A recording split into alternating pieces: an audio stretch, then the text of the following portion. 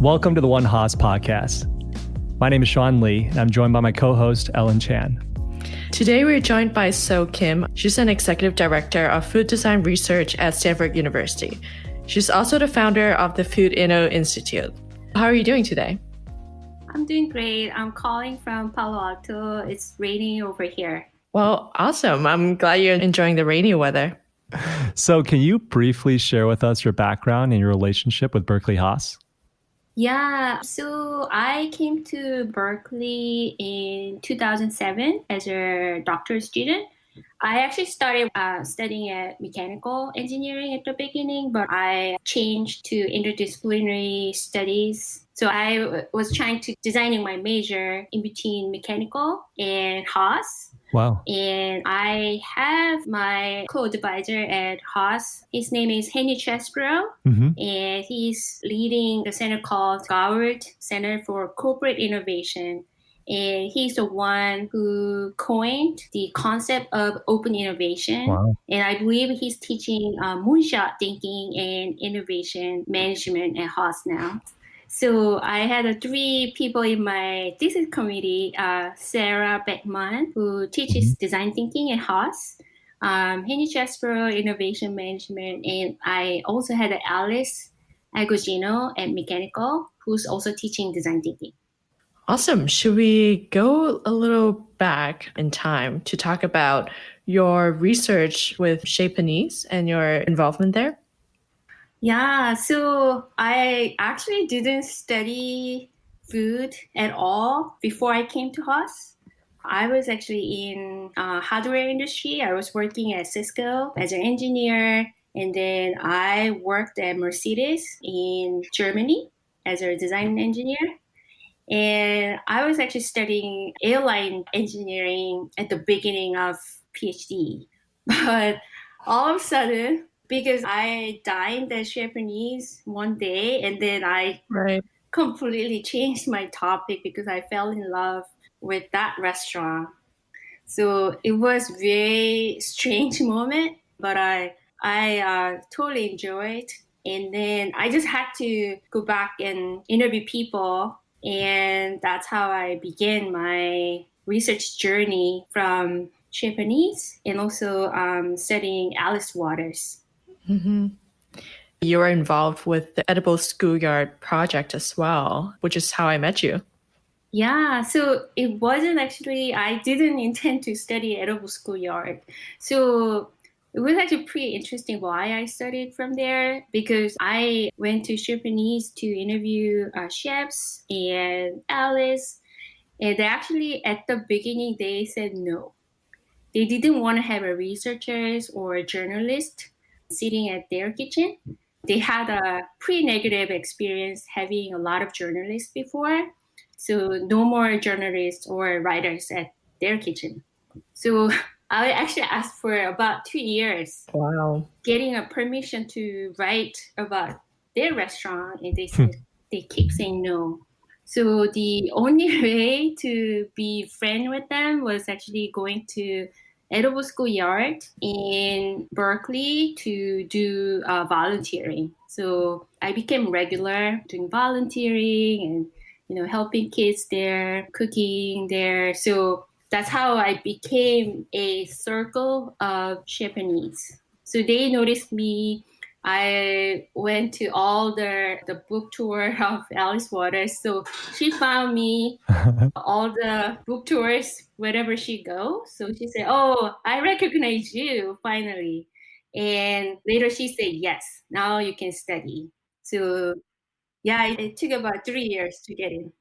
That's, I have to say, I really admire your determination there. For most people, they would just be like, all right, I don't think I could get my foot in the door in any way, right? But you really went about finding different ways to engage with them. And that creativity is very entrepreneurial of you. I really admire that.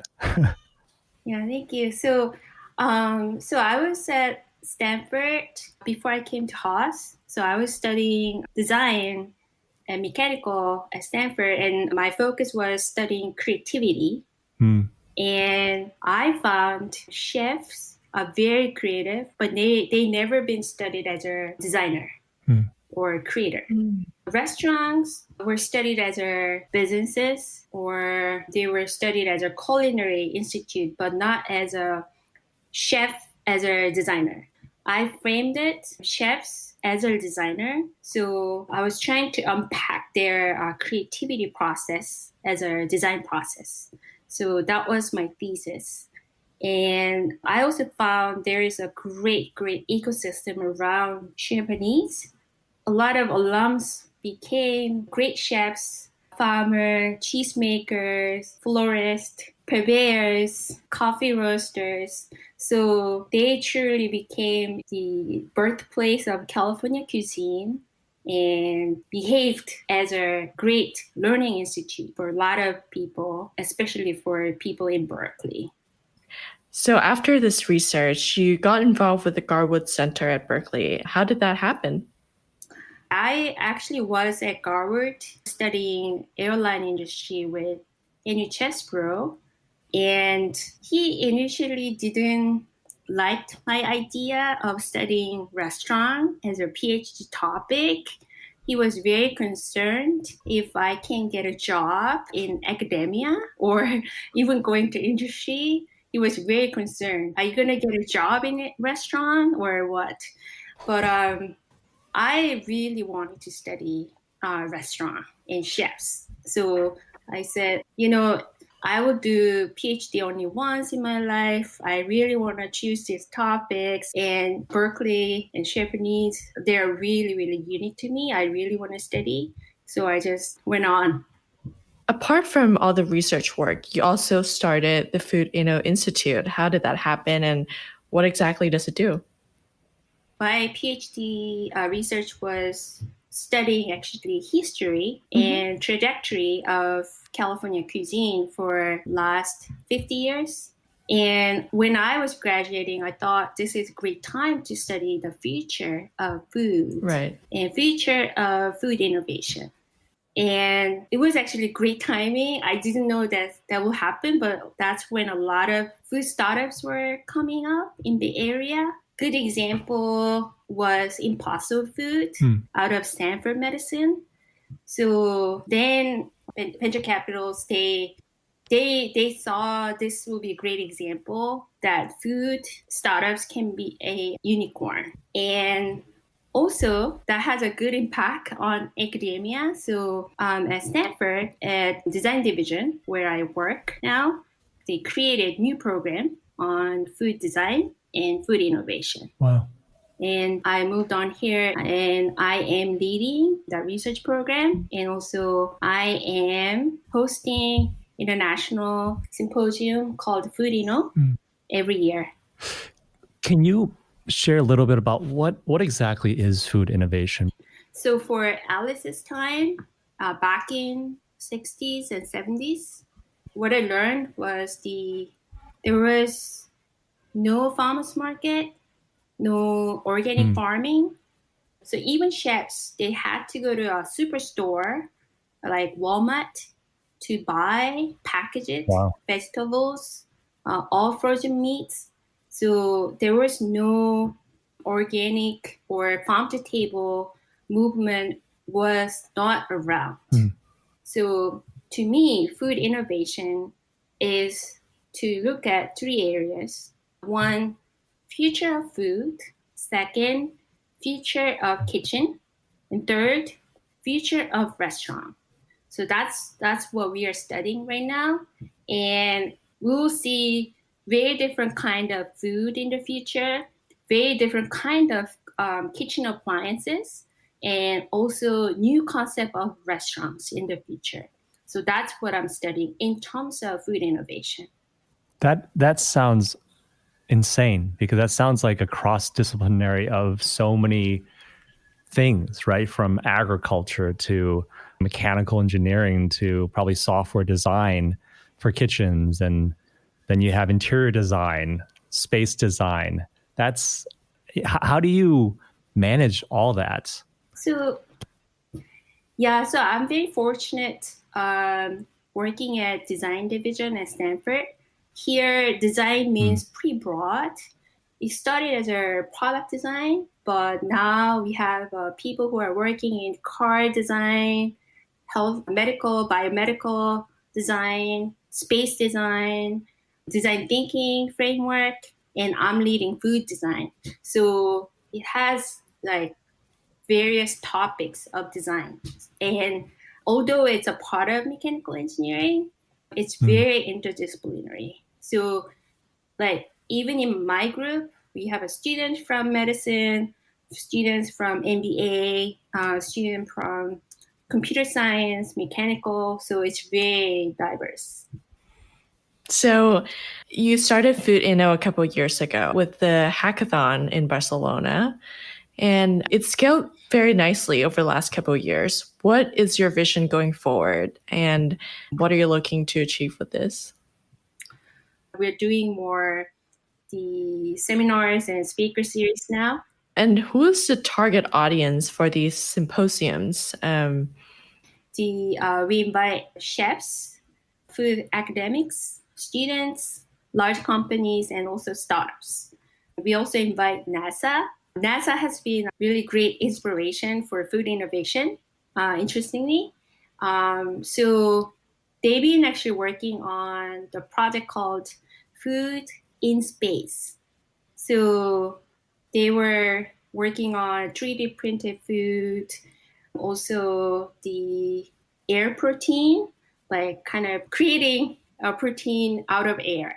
So they have a lot of technologies they developed like 30, 40 years ago, and we're trying to commercialize now. And so they have been great inspirations for food innovators. That's amazing. You know, with what we're going through with COVID-19, I'm curious if you see or foresee any shifts in food innovation, meaning are there any shifts in focus on, what should we call this, not post-apocalyptic, but emergency time foods and times for cuisine during this period? Yes. So it's a very interesting time. Food has been essential business, although they're losing a lot of people. So I have my heart broken there. So one thing I noticed was that they're looking for like contactless delivery, contactless communication between customers and food makers and restaurants. So that's something that is coming up. And also the use of ghost kitchen. Do you guys know ghost kitchen? No. What is that? So ghost kitchen is a new concept of restaurant. So they don't have a front end, but they only have a back end. And they just connect through deliveries. Right. So that's what Travis, the Uber founder, was working on, correct. Right? So some people call it as a cloud kitchen, right, or ghost kitchen. So funny enough, I was just brainstorming with some buddies yesterday on some of the implications for food supply and restaurants, right, in this period. And one of the things that was brought up was this idea that's similar to ghost kitchen, but it's much more popular in India, where home cookers, they cook and prep meals, and then there's like an app where you can order from different, families. Do you see anything like the US trending in that direction? Yes. So California is the very first state that they approved the new bill. They call it as a home kitchen. I have to look at the name of the bill. Every home, once they get approved by the county and get a permit to sell their food, they can actually sell up to $50,000 per year. Wow. So that would be the extra income for the families who are very skillful in their home cuisine. So particularly, I heard it would be great for a lot of ethnic food makers. So they can use their home kitchen to turn it into the revenue. So to that point, another question has popped up in my head, which is around food packaging, right? That's been a pretty hot topic, especially out of Berkeley with sustainability. What are some new developments in that area? Yes. So the packaging has been a big issue. They're looking for a lot of interesting source of packaging. For example, now people are using seaweed to see if they can make sustainable packaging, which can be easily dissolved within 90 days. Wow. And some people are looking for like a banana leaves. Yeah, so they're looking for the biodegradable alternative packaging. I think the good example would be the Boba guys, who is also Haas alumni. So especially Boba, the straw is essential. So he showed the whole collection of the straws he was prototyping. So so it was very interesting. So he was one of the very first people who committed to sustainable straw. So it's very important now, especially Generation Z. They care so much about sustainability, and sustainability is becoming a new premium in their lifestyle. Right. That's what we found. So it's not about financial value, but they see it as a lifestyle value. Right. So it's very, very important in food industry now. That's really key. Thank you so much for that. To wrap that part up, if students want to get involved or follow up with you, what's the best way to reach your team? So I love Haas students. I still talk to them, and we still keep in touch, and I still work with them.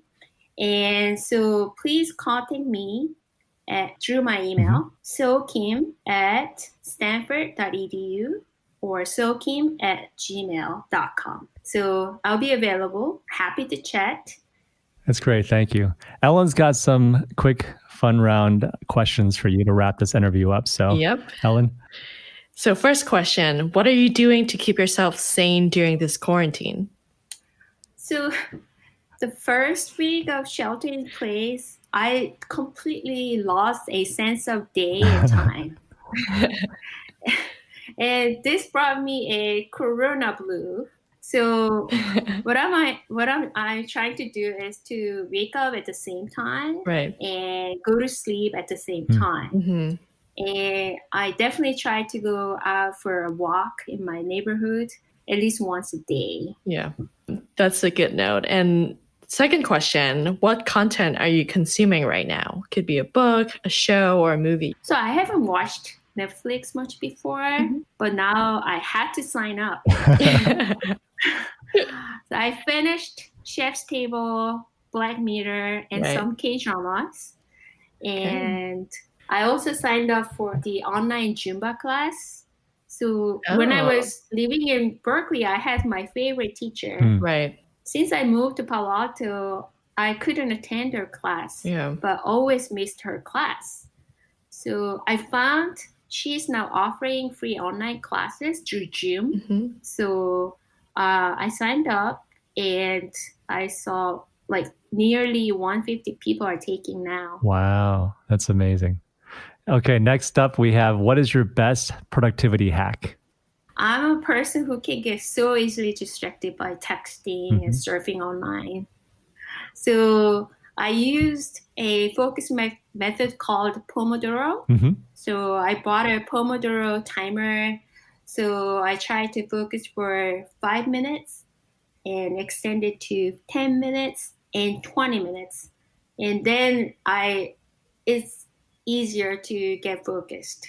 And then I started just streaming Zoom, working with my colleagues now. So as if we are just working at the same office. Right.